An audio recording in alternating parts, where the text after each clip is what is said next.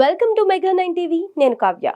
సహజ యోగా ధ్యానాన్ని ప్రతిరోజు ఆచరించడం ద్వారా సంపూర్ణ ఆరోగ్యాన్ని పొందొచ్చునని సహజ యోగా ధ్యాన కేంద్ర రాష్ట్ర కోఆర్డినేటర్ కల్లూరి రామకృష్ణ అన్నారు. శ్రీ మాతాజీ నిర్మలాదేవి సహజ యోగా ట్రస్ట్ ఆధ్వర్యంలో ఇవాల్టి నుండి ఉమ్మడి విశాఖ జిల్లాలో జరగనున్న సహజ యోగా చైతన్య ప్రచార రథయాత్రను ప్రారంభించారు. సుమారు 150 దేశాల్లో సహజ యోగాను ప్రజలు ఆచరిస్తున్నారని, దీనివల్ల మానసిక ప్రశాంతత పాటు మంచి ఆరోగ్యాన్ని పొందవచ్చునన్నారు.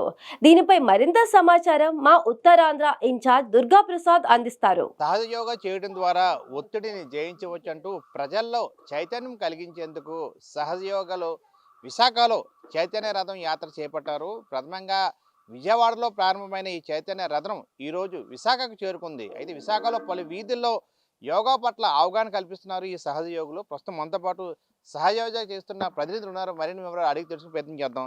సార్ చెప్పండి, ఏంటి సార్ ఈ రథయాత్ర ఏంటి, సహజ యోగా వల్ల ఉపయోగం ఏంటి? సహజ యోగం వల్ల అన్ని రకాల మనుషులకి ఉపయోగం ఉందండి. అంటే పెద్దోళ్ళ నుంచి వృద్ధుల దగ్గర నుంచి పిల్లల దగ్గర నుంచి, పిల్లలకైతే జ్ఞాపక శక్తి అది పెరుగుతుంది. మనకి పనిచేస్తున్న వాళ్ళకైతే కార్పొరేట్ సెక్టర్లో పనిచేస్తున్న వాళ్ళకి ఒత్తిడి చాలా ఎక్కువ ఉంటుంది. ఈ మధ్యన ఆ ఒత్తిడి నుంచి ఉపశమనం కలుగుతుంది. అలాగే రైతులకి ఈ పంటలోని చాలా ఉపయోగపడుతుందండి. ఈ మధ్యన వర్షాలు లేకపోవడం వల్ల రైతులకి పంటలు నష్టం వస్తుంది కదా. సహజ యోగం ద్వారా మనం ఆ వైబ్రేషన్స్ ఇస్తే పంట చాలా అభివృద్ధి చెందుతుంది, పంట బాగా వస్తుందండి. అంటే యోగాలో చాలా రకాలు ఉన్నాయి. ఈ సహజ యోగాకి మామూలు యోగా కొన్ని వ్యత్యాసం ఏంటండి? సహజ యోగాకి మామూలు యోగాకి ఉన్న వ్యత్యాసం అంటే ఇందులో మనలోనే శక్తి నిగూఢమై ఉందండి.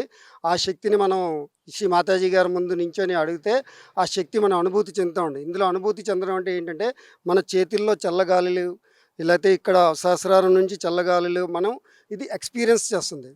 అంటే ఏదో థియరీ చెప్పడం కాదు, ఇది ఆ సహజయోగ సాధకుడు మనం చెప్పినప్పుడు అతని చేతుల్లోనే ఆ చల్లగాలులు ఆ అనుభూతి చెందుతాడండి. అది దీంట్లో ఉన్న డిఫరెన్స్. ఎందుకంటే మనం దాన్ని ఎవరెవరో రాశారు, గ్రంథాల్లో రాశారు, అది మనకి తెలియదు.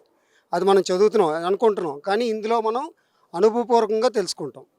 మరి మీరు చెప్పండి, ప్రస్తుతం ఈ జనరేషన్లో ఎక్కువ ఒత్తిడితో ఉన్న జీవన విధానం అయిపోయింది, చదువుల్లో కానీ ఉద్యోగంలో. సో ఈ మెడిటేషన్ చేయడం ద్వారా, ప్రథమంగా ఈ సహజ యోగా చేయడం ద్వారా ఒత్తిడిని ఏ విధంగా జయించవచ్చు?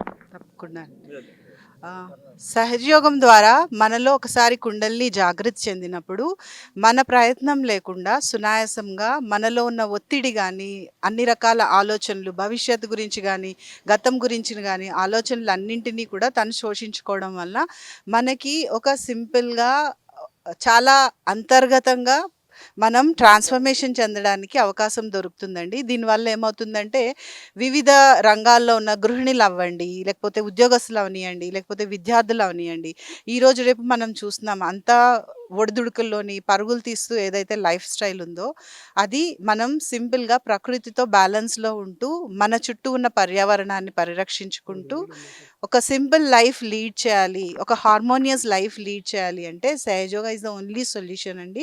దీనిలో మనిషి బయట నుండి ప్రయత్నం చేయకుండా దుర్వ్యసనాలకి దూరం అవ్వచ్చు, మనల్ని మనం ఇంకా మంచి మనిషిగా మార్చుకోవచ్చు. ఒక మంచి సంఘాన్ని చూడాలన్నా, ఒక మంచి దేశం మనం బిల్డ్ చేయాలన్నా సహజయోగం చాలా చాలా ఉపయోగకరం అండి. మాతాజీ నిర్మలాదేవి సహజ యోగం కోసం, అంటే దానిలో ఉండే ప్రత్యేకతలు, దానివల్ల ఉపయోగం ఏంటి, ఎట్లా చెప్పారు మానవాళికి, అండ్ మీరు ఎట్లా దాన్ని ఆచరిస్తారు?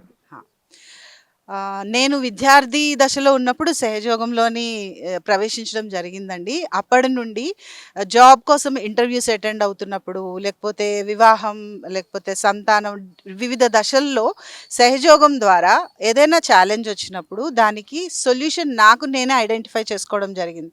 ఎందుకంటే లోపల నుండి ఇది మంచి, ఇది చెడు అనే విచక్షణ జాగృత అవుతుందండి మనలో. దానివల్ల బయట నుండి ఒకళ్ళు మనకి చెప్పేటట్టు కాకుండా మనకి మనం మాస్టర్ అవుతాం, స్వయం గురు తత్వం డెవలప్ చేసుకుంటాం.